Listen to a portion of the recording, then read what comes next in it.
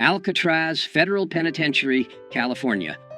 In October 1959, Ellsworth Bumpy Johnson was in his 7th year of a 15-year sentence at Alcatraz Federal Penitentiary, the maximum security prison on an island in San Francisco Bay that housed America's most dangerous criminals. Johnson was 54 years old, serving time for federal narcotics conspiracy, one of approximately 260 inmates confined to The Rock, where escape was considered impossible and where violence simmered constantly beneath the surface of enforced routine and rigid discipline.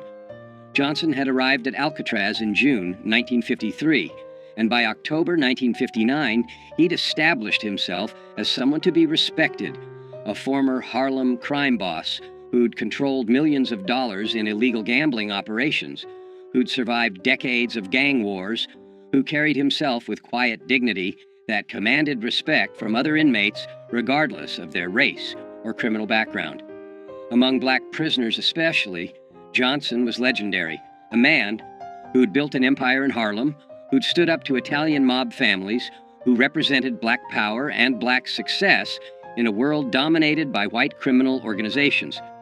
But not everyone at Alcatraz respected Bumpy Johnson, and one man in particular, a massive white prisoner named Eric Paulson, would learn in the most violent and permanent way possible that disrespecting Johnson carried consequences that no amount of size or strength or murderous reputation could protect against.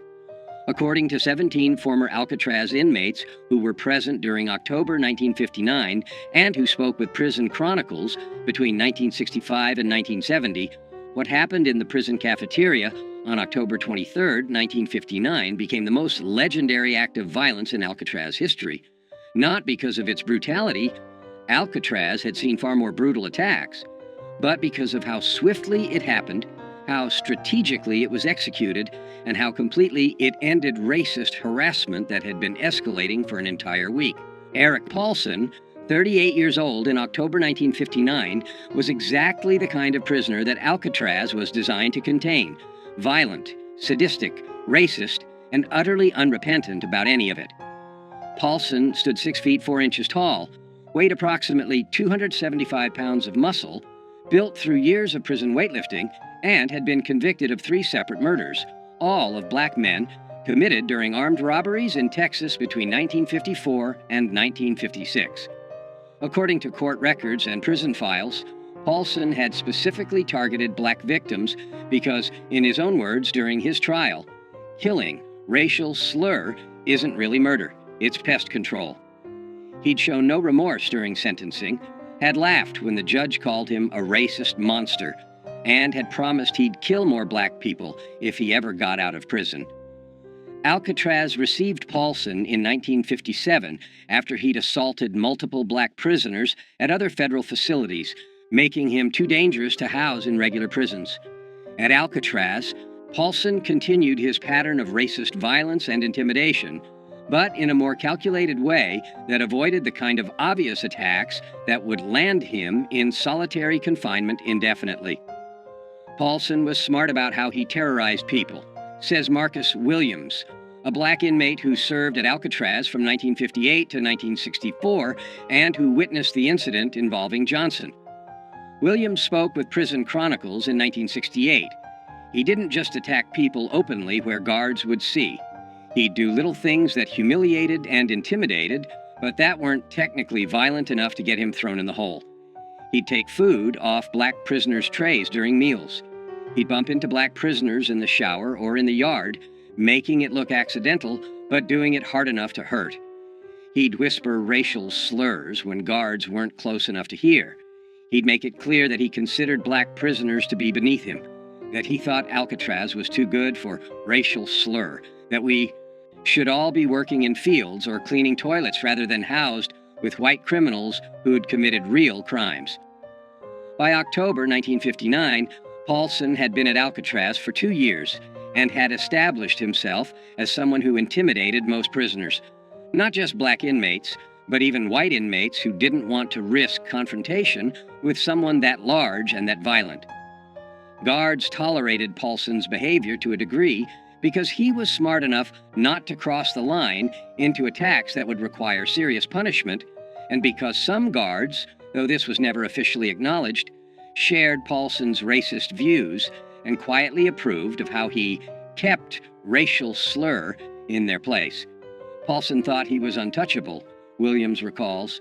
He'd killed 3 black men on the outside and felt no guilt about it. He was bigger and stronger than almost anyone at Alcatraz, and he'd been getting away with his intimidation tactics for 2 years without serious consequences. So, when Bumpy Johnson arrived in 1953 and established respect among other prisoners, Paulson saw that as a challenge. He saw this older black man. Bumpy was 54 in October 1959, while Paulson was only 38, getting respect from both black and white prisoners, and Paulson couldn't stand it. He couldn't stand seeing a racial slur being treated like he mattered. So Paulson decided he was going to humiliate Bumpy, break him down, show everyone that no racial slur was above being put in his place by a superior white man. The escalating confrontation between Eric Paulson and Bumpy Johnson began on Friday, October 16, 1959, during the lunch meal period in Alcatraz's main cafeteria. According to witnesses, Johnson was sitting at a table with 3 other black inmates, eating quietly, when Paulson walked past carrying his own tray. Without breaking stride, Paulson reached down and took Johnson's dessert, a small piece of apple pie that was part of the standard meal, and continued walking to his own table, where he sat down and ate the pie while staring at Johnson with obvious contempt. According to witnesses, Johnson looked at where his dessert had been, looked at Paulson eating it, and then returned to eating his own meal without any visible reaction. Everyone at Bumpy's table was ready to fight, Williams recalls. We were ready to stand up and confront Paulson for disrespecting Bumpy like that. But Bumpy just shook his head slightly, telling us to stay calm, and kept eating like nothing had happened. We didn't understand at first. We thought maybe Bumpy was afraid of Paulson because Paulson was so big. But later we understood Bumpy was giving Paulson rope to hang himself. Bumpy was letting Paulson think he could get away with disrespect so that Paulson would keep escalating until he crossed the line where Bumpy could respond with overwhelming violence that would be justified as self-defense. The second incident occurred on Monday, October 19th, in the communal shower area. Johnson was showering when Paulson entered, walked directly toward Johnson despite plenty of other shower stations being available, and shoved Johnson hard enough that Johnson slipped on the wet floor and had to catch himself against the wall to avoid falling. "That's my shower," racial slur, Paulson said loudly enough that everyone in the shower area heard clearly. "Find another one. This one's for white men only." According to witnesses, Johnson stood up slowly, water dripping from his body, and looked at Paulson for several seconds without speaking. Then Johnson simply moved to a different shower station and finished washing without saying anything or showing any anger. Again, everyone watching thought Bumpy was being weak, Williams says. Paulson had just physically assaulted him and used a racial slur, and Bumpy just walked away. But those of us who knew Bumpy from his reputation understood what he was doing. He was making Paulson confident. He was making Paulson think Bumpy was an easy target who could be pushed around, and that confidence would make Paulson careless. The third incident occurred on Wednesday, October 21st, during the outdoor recreation period, when inmates were allowed in the prison yard for 1 hour.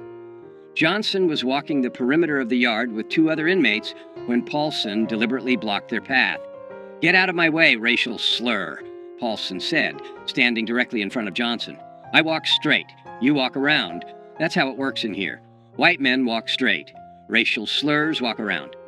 According to witnesses, Johnson looked at Paulson for a moment, then simply stepped off the path and walked around him without responding to the racial slur or the confrontation.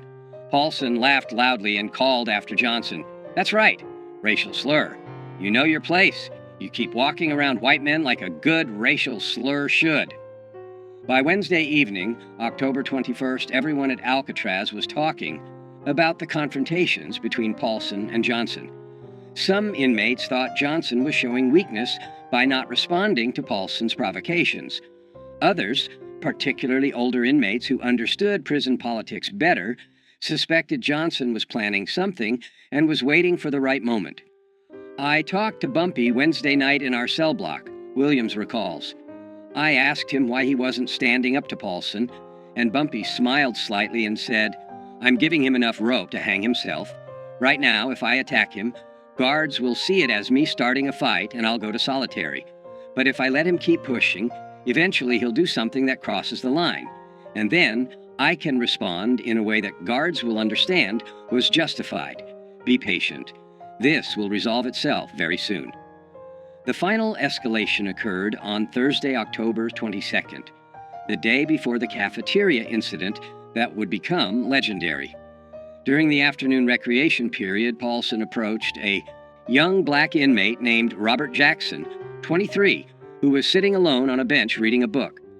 "What are you reading, boy?" Paulson asked, snatching the book from Jackson's hands. "Are there pictures in it?" "I didn't know racial slurs could read words without pictures." According to witnesses, Jackson, who was small, maybe 140 pounds, serving time for postal fraud, and who'd never been violent, tried to take his book back politely. "Please give that back, sir. I was reading it." Paulson responded by hitting Jackson across the face with the book, knocking Jackson off the bench onto the ground, and then throwing the book into a puddle of dirty water that had collected near a drain. "That's what I think of racial slurs who think they're smart enough to read," Paulson said, standing over Jackson, who was holding his face where he'd been hit. "You're not smart. You're not equal to white men. You're racial slurs. And racial slurs belong on the ground where I just put you." Guards broke up the confrontation before it went further, but they didn't punish Paulson severely. He received a verbal warning and lost 1 day of recreation privileges. Jackson was sent to the infirmary with a split lip and a black eye. That evening, Bumpy Johnson sat with several other black inmates in their cell block, and according to Williams, who was present, Johnson made a statement that everyone understood meant something was going to happen very soon. Tomorrow at lunch, Paulson is going to learn a lesson he'll remember for the rest of his life. I've been patient. I've let him think he can disrespect me without consequences. I've let him think that being big and violent makes him untouchable. But tomorrow, he's going to understand that size doesn't matter when someone has the intelligence and the willingness to use violence more strategically than he does. Tomorrow, Alcatraz is going to see what happens when a racist bully picks the wrong target. The main cafeteria at Alcatraz, Federal Penitentiary, seated approximately 250 inmates at long tables arranged in rows, with guards stationed at strategic positions around the perimeter, watching for any signs of trouble. Meals were regimented.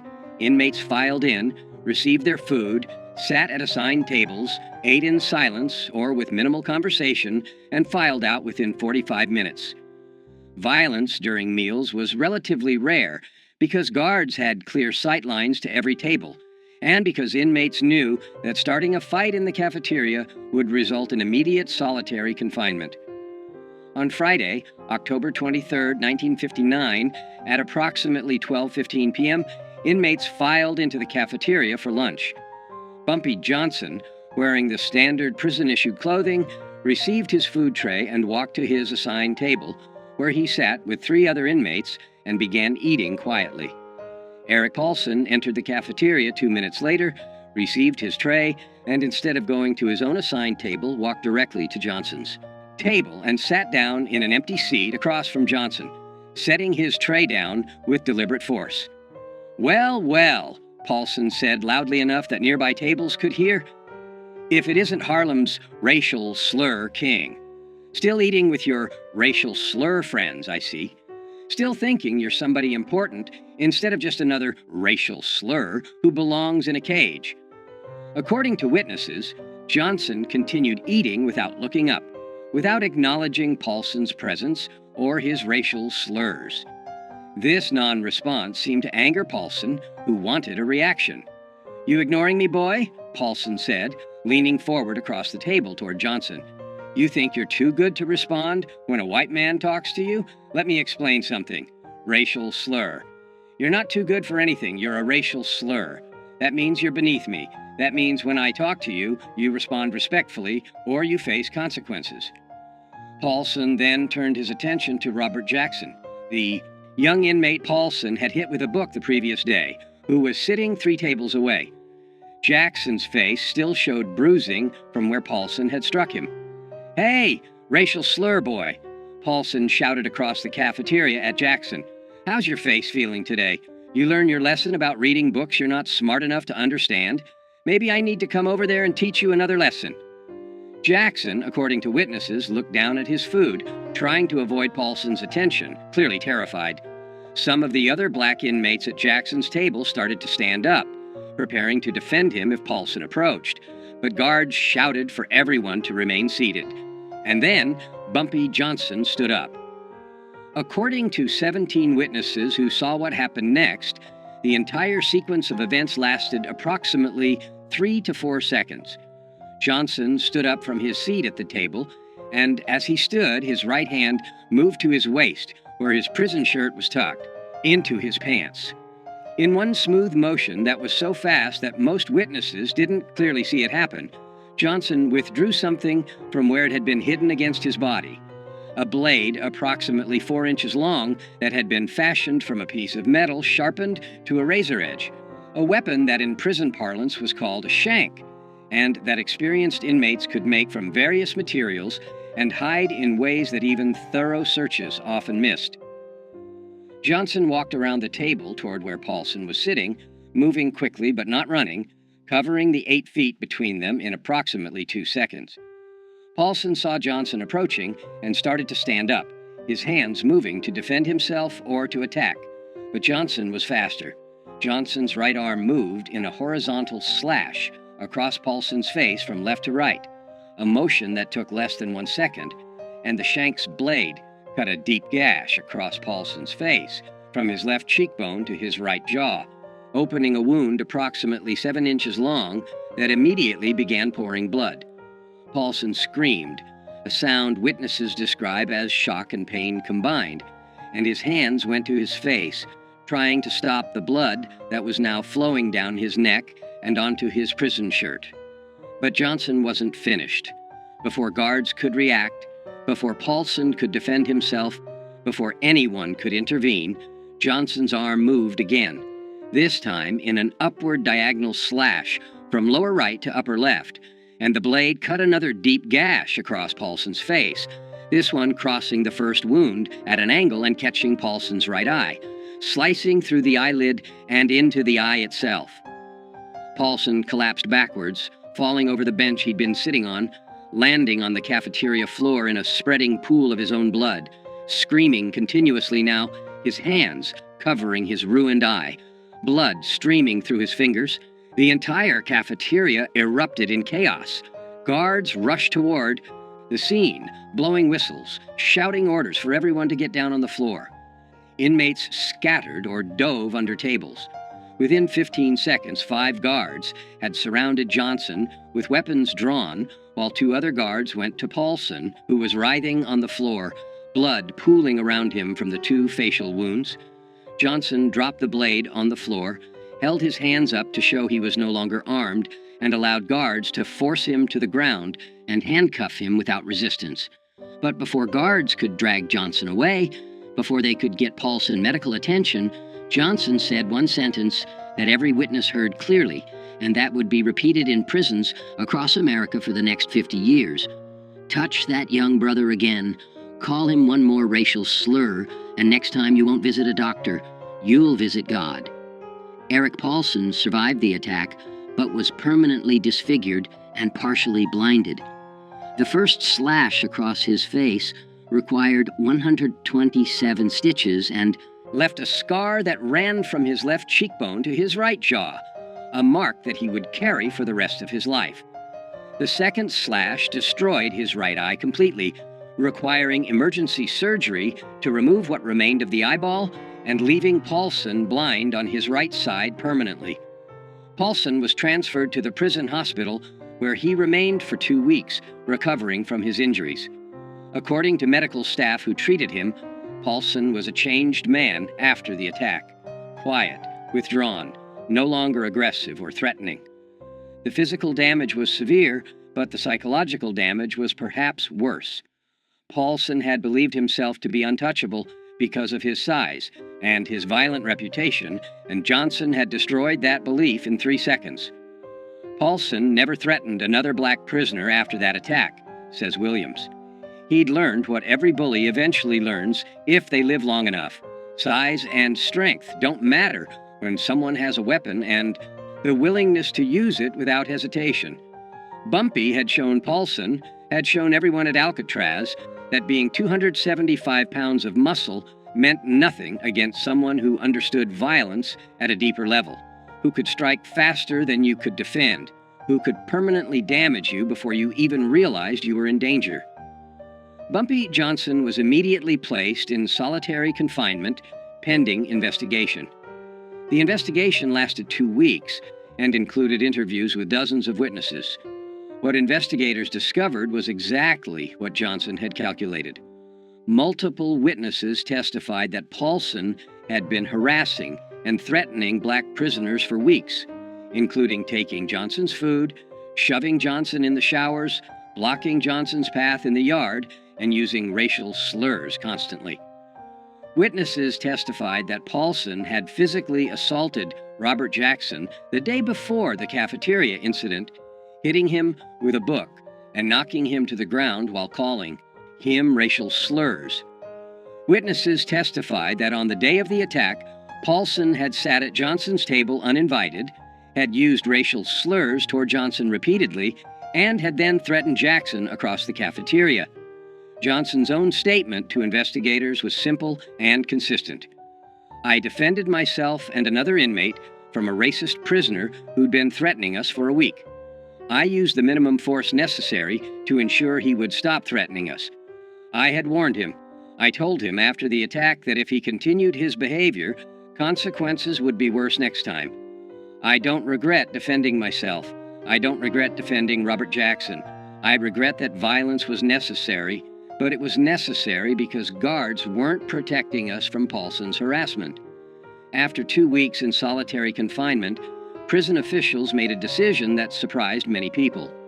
Johnson would receive additional time in solitary, 30 days total, for possession of a weapon and for assault, but he would not face additional years added to his sentence because investigators concluded that Johnson had been provoked by Paulson's sustained harassment and that the attack, while excessive in its violence, was understandable given the circumstances.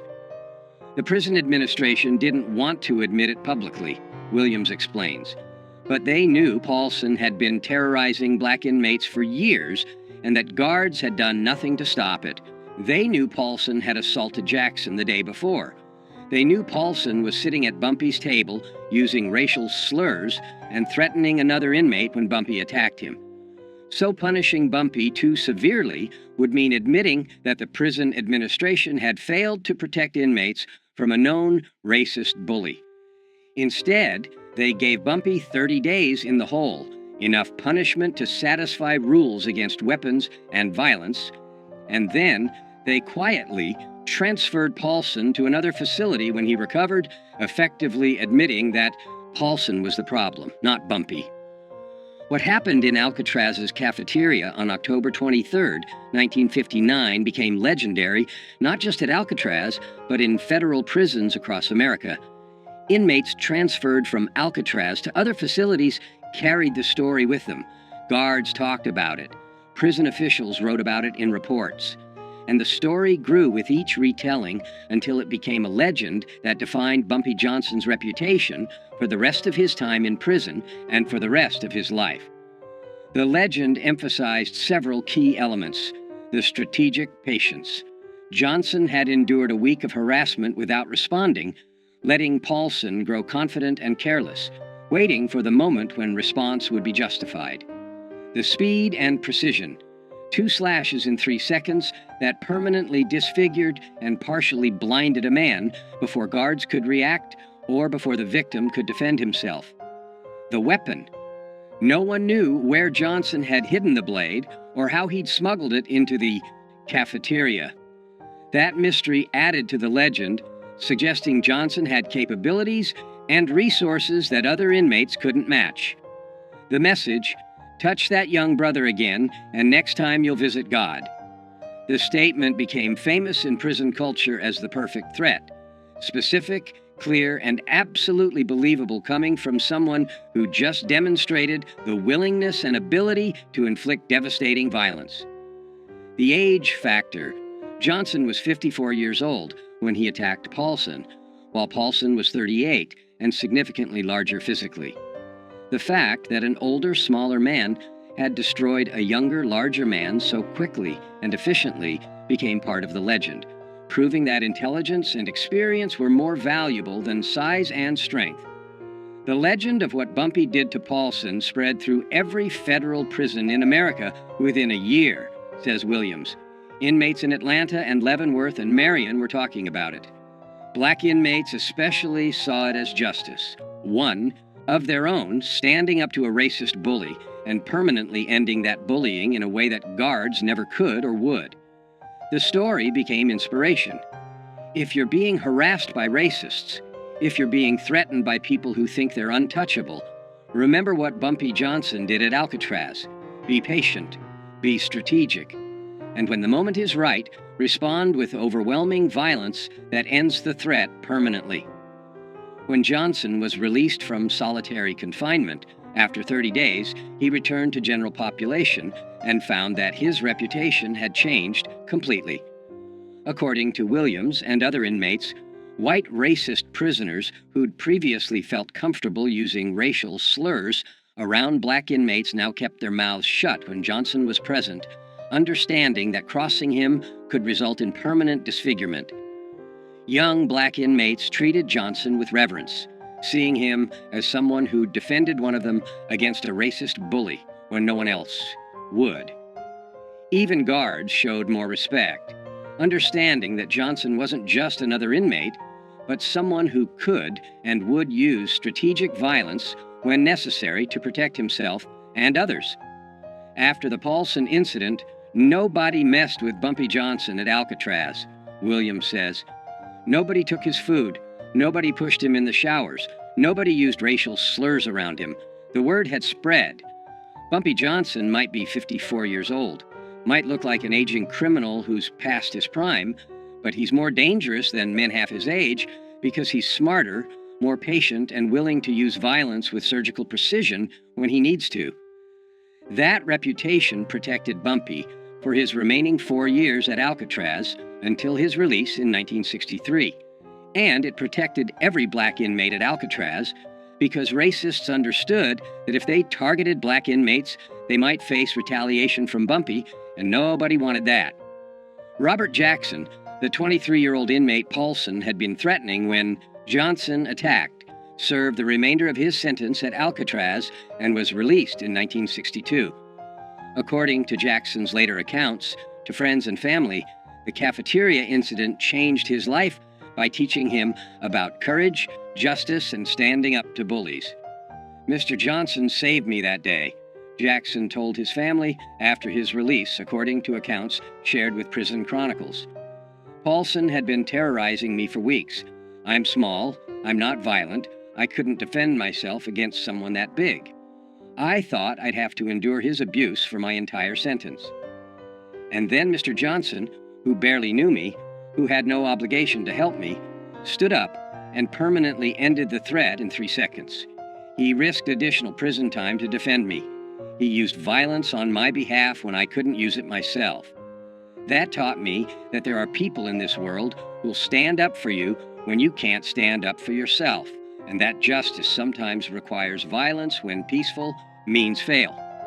Jackson never saw Johnson again after their respective releases from Alcatraz, but Jackson kept a newspaper clipping about Johnson's 1968 death, and at Jackson's own funeral in 1997, his family found the clipping in Jackson's wallet along with a handwritten note. "He saved me when no one else would. He showed me what courage looks like." RJ, 1962. Eric Paulson was transferred from Alcatraz to USP Leavenworth in Kansas in December 1959, 2 months after the cafeteria attack. According to prison records and accounts from inmates who served with Paulson at Leavenworth, Paulson was a changed man after his encounter with Johnson. physically disfigured with a massive facial scar and blind in one eye, but also psychologically broken by the realization that his size and violence hadn't protected him. Paulson served the remainder of his sentence at Leavenworth and was released in 1971. He returned to Texas, worked various manual labor jobs, and died in 1989 at age 68. According to people who knew him in Texas, Paulson rarely talked about his prison time, but when he did, he would touch the scar on his face, a mark that remained prominent even 30 years after Johnson had put it there, and say, "I learned the hard way that being big doesn't make you tough, and being tough doesn't make you smart. I thought I was the most dangerous man at Alcatraz. Turns out I wasn't even close." Bumpy Johnson was released from Alcatraz in November 1963 after serving 10 years of his 15-year sentence. He returned to Harlem, reclaimed control of his criminal empire, and lived until July 1968 when he died of a heart attack at age 62. But the story of what Johnson did to Eric Paulson in the Alcatraz cafeteria on October 23, 1959, outlived Johnson by decades. The story was told in prisons across America, was referenced in books about prison culture, was retold by former inmates who'd served at Alcatraz, and who wanted to share the legend of how one man had ended racist harassment with 2 slashes of a blade and 1 perfect threat. That cafeteria attack defined Bumpy Johnson's reputation in ways that nothing else he did could match, says Marcus Williams, who remained friends with Johnson after both men were released from Alcatraz. Everyone knew Bumpy had been a successful criminal in Harlem. Everyone knew he'd survived gang wars and built an empire. But the Alcatraz incident showed something deeper. It showed that even at 54 years old, even after years in prison, Bumpy was still the most dangerous person in any room because he combined intelligence with absolute willingness to use strategic violence. That combination, patience, intelligence, and overwhelming violence applied at exactly the right moment, that's what made Bumpy legendary. Not the violence itself, but the strategic brilliance of how and when he used it. The phrase, "Next time you'll visit God," Johnson's threat to Paulson after the attack, became one of the most quoted lines in prison culture, used by inmates across America as a way to warn potential enemies that escalation beyond a certain point would result in death rather than just injury. And the legend of the attack itself, 2 cuts across the face in 3 seconds, blood everywhere, a racist bully permanently disfigured and blinded, became a cautionary tale about what happens when bullies pick the wrong target, when racists assume that their size or their violence makes them untouchable, when prisoners forget that the quietest, oldest inmate might be the most dangerous person in the entire facility. That was October 23, 1959. That was the day Eric Paulson learned that Bumpy Johnson, at 54 years old, decades past his physical prime, was still capable of violence that would make a 275-pound triple murderer scream in terror. That was the slice that became legend, the attack that showed every prisoner in America that age doesn't diminish danger when intelligence and strategic thinking guide the violence. That was the 3 seconds that proved why you never, ever disrespect Bumpy Johnson. Because he'll give you enough rope to hang yourself, and then he'll cut you so fast and so precisely that you'll be bleeding before you realize you've been attacked, and you'll carry the scars of your mistake for the rest of your life.